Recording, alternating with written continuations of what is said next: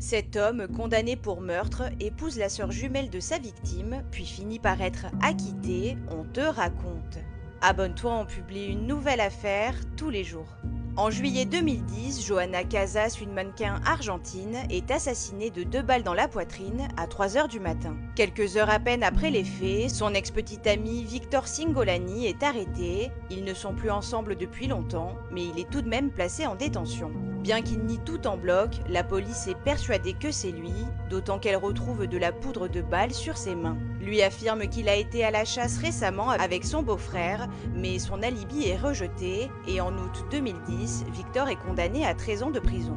Contre toute attente, pendant son incarcération, Edith Casas, la sœur jumelle de la victime, l'appelle, puis vient régulièrement le voir, et ils finissent par reconnaître qu'ils sont tombés amoureux. Elle le soutient publiquement, convaincue de son innocence. Alors que Victor n'a pas fini de purger sa peine, les deux amants décident de se marier. Choquée, la mère d'Edith demande des examens psychologiques pour sa fille, qui révèlent que la jeune femme est saine d'esprit, et la justice finit donc par autoriser le mariage. Le 14 février 2013, les deux amants célèbrent la cérémonie à la mairie, malgré les réticences de leurs proches, notamment les parents d'Edith qui s'opposent totalement à cette union. Des habitants du coin, choqués, leur lancent des œufs et des pierres à la sortie de l'hôtel de ville, et le père d'Edith et Johanna déclare même « Pour moi, mes deux jumelles sont mortes. Johanna est avec Dieu et Edith est avec le diable. » Après la cérémonie, Victor retourne en prison.